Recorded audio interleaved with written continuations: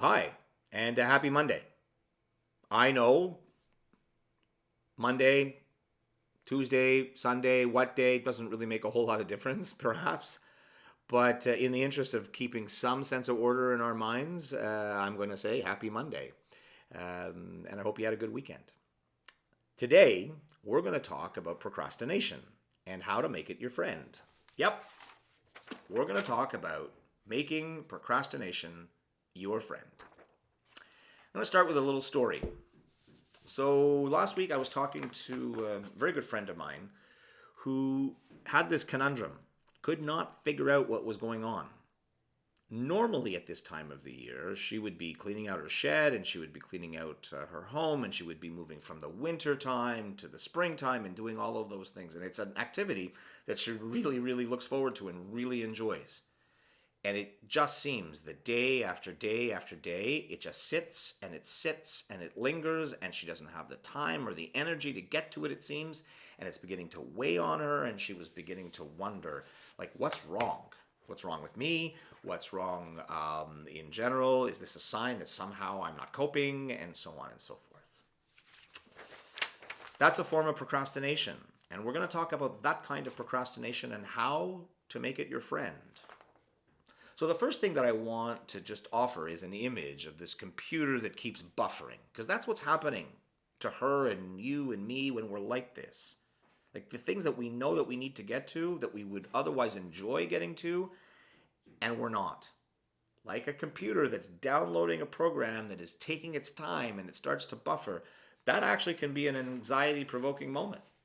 You can start to ask that question, like, what is wrong with me? In the same way, when your computer is taking time to buffer a program, it's like, what's wrong? What's wrong? Except that it's just taking its time to load, right?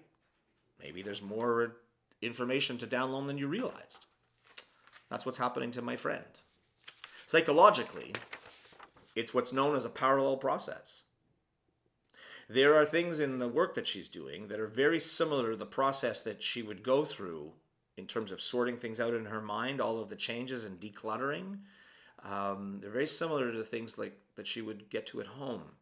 And the issues that she's dealing with at work are actually pretty important. People's lives are at stake, their health, right? She's got a big job. And I told her, I said, leave the procrastination alone. Leave the stuff at home. Understand that every time that you go and you image cleaning up, unconsciously, you're solving problems at work. And you need that buffering time to download the information. As a matter of fact, your rearranged, your unclean shed, and your home that still has not been rearranged is helping you do your job. The procrastination is your friend. Now, that's a hard thing to get your head around.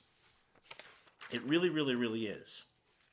So, I'd like to give you a counterintuitive image.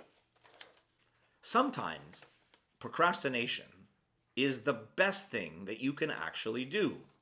Right? We're so geared to doing, and we've all seen the Facebook memes that have come out last week because we're all there right now. Don't be overproductive, rethink productivity, and those kinds of things. But it still plays on us, right? Because we all want to live life thinking we're okay. We don't want to live life thinking that there's something wrong with us. So the image that I want to give you is that some kinds of procrastination really is waiting on an answer to prayer. Waiting on an answer to prayer. For you biblical types, I'm inspired by Jesus on the Mount talking about the lilies. Go look it up. Or the book of James, who at the end of all of his tribulation says that the best thing that we can do is to pray for one another.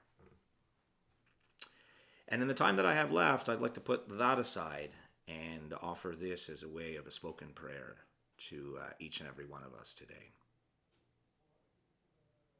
There are a lot of ups and downs, and even the messages that we're getting from our leaders and our governments. Trust that they are making it up as they go along as fast as they possibly can too. Like they're waiting for stuff to download.